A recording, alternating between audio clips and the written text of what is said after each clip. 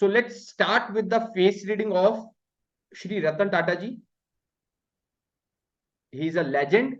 और इनके फेस से कैसे पता चलता है कि ये इतने ग्रेट हैं, इतने लेजेंडरी इंसान है? Let's decode that. आज देखते हैं through face reading. Ratan Tata. Okay.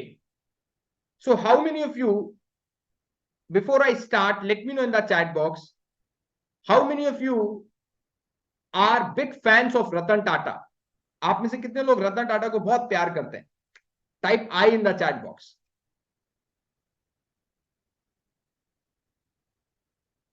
Thank you. बहुत सारे लोग हैं. फैन फॉलोइंग बहुत लंबी है. Correct. Because he deserve that. Correct correct. So let's do face reading of Ratan Tata. Yes, Prabhat, Vanshika, Anand, thank you. Let's do it. Thank you everyone. तो हम लोग बारी बारी से सारी चीजें देखेंगे ताकि चीजें इजी रहे. Okay. Now first let's see. देखो, आपको किसी की भी फेस रीडिंग करनी है, सबसे पहला स्टेप क्या होता है?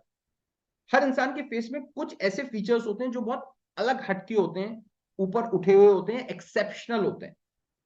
अब जैसे रतन टाटा जी की फेस में कई चीजें, वो मैं आपसे जो एक्सेप्शनल चीजें वो आपसे शेयर कर रहा हूं. पहले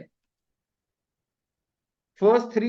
जैसे सबसे पहले आप देख सकते हो वाइड नोज. जो रतन टाटा की नोज है, वाइड नोज है, चौड़ी नोज है. You will never find a beggar with wide nose. Face reading के अंदर ये प्रोवर्ब है, ये कहावत है कि ऐसा बोलते हैं, but you can find.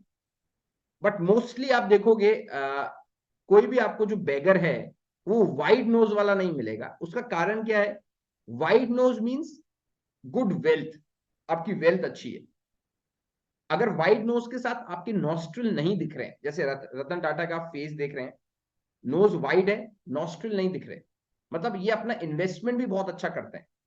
So if you think from this perspective, from this standpoint, Ratan Tata ने बहुत सारे स्टार्टअप्स में इन्वेस्ट किया है और वो स्टार्टअप्स ने रतन टाटा को बहुत बड़ा रिटर्न दिया है.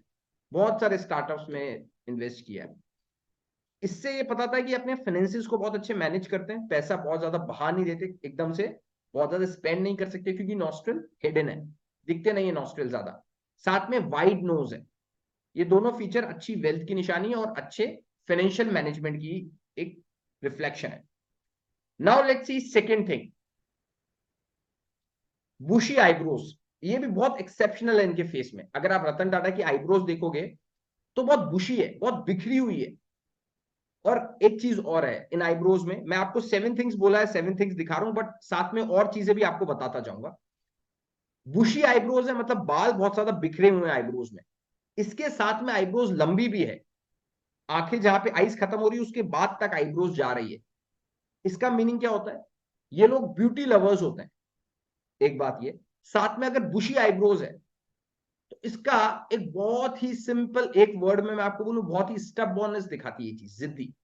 अगर आपने कोर्स के वीडियोस देखे तो उसमें आपने ये सारी चीज देखी होगी. अगर किसी की बुशी आईब्रोज है तो मतलब क्या है? वो बहुत ज्यादा जिद्दी है. अगर उसने सोच लिया मुझे करना है तो वो करके रहता है. और रतन टाटा जी की पर्सनैलिटी वही है. उन्होंने सोचा था कि यार इन्होंने मुझे फोर्ड वालों ने आज ऐसा बेइज्जती किया है, I give them a answer through my action. मैं अपने एक्शन से इनको आंसर देने वाला हूं और वो करके दिखाया. सो दैट शोज कि कितने वो ग्रेट हैं. नंबर 3,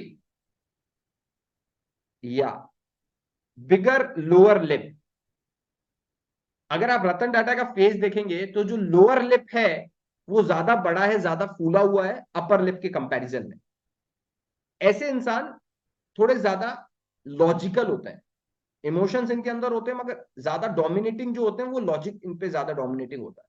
तो बीइंग अ एंटरप्रेन्योर, एक बहुत बड़े बिजनेसमैन है, एक बहुत बड़ा ग्रुप चला रहे हैं, इनको लॉजिकल होना बहुत जरूरी है. करेक्ट. तो इनकी पर्सनैलिटी के लिए बिल्कुल सूटेड है. अगर आपके भी नीचे वाला जो लिप है वो ज्यादा फुलर है, ज्यादा बड़ा है, तो वो बताता है कि आप थोड़ा सा लॉजिक साइड पे ज्यादा है, मोर देन इमोशंस. बट अगर आपका ऊपर वाला लिप ज्यादा फूला हुआ है, that shows you are more emotional person. ना, अभी ये सारी चीजें जो मैं बता रहा हूं, अगर आपने फर्स्ट टाइम ज्वाइन किया है, आप कोर्स को कंटिन्यूसली नहीं देख रहे हैं, तो आपको समझ नहीं आएगी। बट जैसे जैसे आप चीजें सीखोगे, कोर्स के वीडियोस को 2 3 4 बार देखोगे, रिवीजन करोगे, नोट्स बनाओगे, प्रैक्टिस करोगे उसको रियल लाइफ में, तब आपको जो चीजें मैं बता रहा हूं वो समझ आएगी। Now distance between eyebrows, eye and Broz.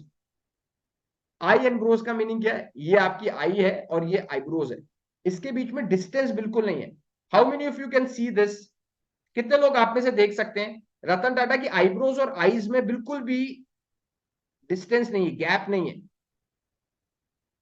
और मैंने जब अभी आपको उनकी रीडिंग करने के लिए कहा था, कितने लोगों ने ये ऑब्जर्व किया था?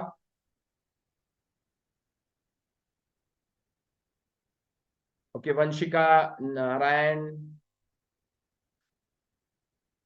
हाँ, इनको बोलते हैं लो सेट आईज, करेक्ट। इसका मीनिंग क्या है? सी, अगर कोई भी इंसान है, हर इंसान में अच्छी बातें होती है, बुरी बातें होती है, बट कई बार आपको लगता होगा जो आपके अंदर इम्परफेक्शन है, कोई भी, मैं आपके लिए, अपने लिए, खुद के लिए, सबके लिए बात कर रहा हूं, वो इम्परफेक्शंस भी आपको आप बनाते हो। जो भी आप हो लाइफ में, जो भी आपने अचीव किया है, उसमें आपके इम्परफेक्शंस ने भी कंट्रीब्यूट किया है। इसका यह मतलब नहीं है कि आप अपनी लर्निंग छोड़ दो या सेल्फ इंप्रूवमेंट छोड़ दो, बट इम्परफेक्शन, जैसे अगर ये वाली बात करें, इसके लिए आई और आईब्रोज के बीच में जो गैप है वो कम है, डिस्टेंस कम है। ये इम्पेशेंस शो करता है, मतलब ये इंसान ज्यादा पेशेंट नहीं होते। इसका मीनिंग क्या है? अगर इम्पेशेंस है तो अच्छी बात है। अगर आप बिजनेस में हो ना, आप जल्दी से अपने जो भी आपका प्लान है उसको जल्दी से एग्जीक्यूट करोगे। इम्पेशेंस अगर आप बिजनेस में हो तो अच्छा है। How many of you think कि अगर आप बिजनेस में हो और if you are impatient, it's good thing? I am telling you it's a good thing. For me, I am also impatient person. It's a good thing. I think it's a blessing. Correct? Correct. There are a lot of business. There are a lot of people who are coming from business background.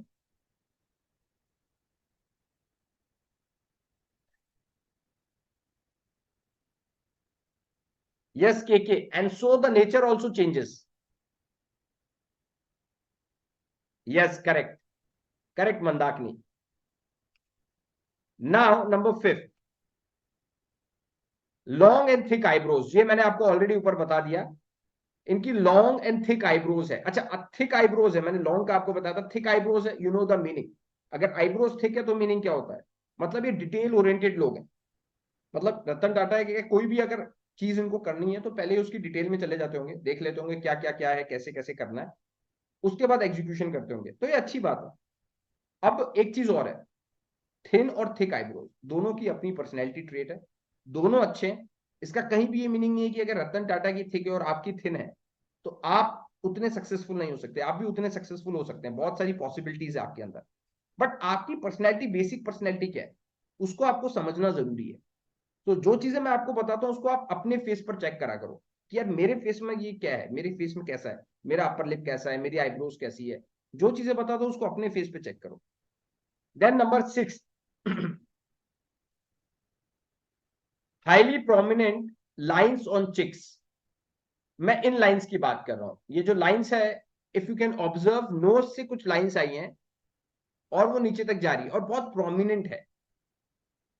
इस lines का meaning क्या होता है? Can anyone tell me? All the old members, all the old students, let me know in the chat box. इन lines का meaning क्या होता है? I want to hear from you.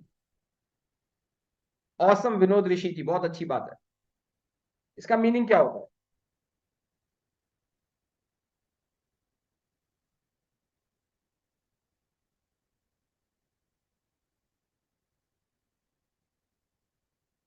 In lines का, मंदाकिनी, ये जो लाइंस है, ये लाइंस नीचे जा रही है। इफ यू कैन सी, मेरे माउस का कर्सर जहां पर है, ये जो लाइंस आ रही है, अब इसमें आप देखना, जो ये जो लाइंस है, ये लाइंस माउथ के अंदर नहीं जानी चाहिए। अगर माउथ के अंदर जा रही है तो ये सही चीज नहीं है, बट ये नीचे ही आती है। 99% केसेस में नीचे ही आएगी। इसका मीनिंग क्या है? यस, ये लोग अंदर से मोटिवेटेड हैं, इनकी ड्राइव स्ट्रांग है। ड्राइव मतलब कुछ करने की लगन है इनमें, अंदर से मोटिवेटेड है। इफ यू हैव गुड चिक lines, it's a good thing. Yes, हाँ, माउथ में नहीं जानी चाहिए बिल्कुल। 7th पॉइंट, स्क्वायर चिन।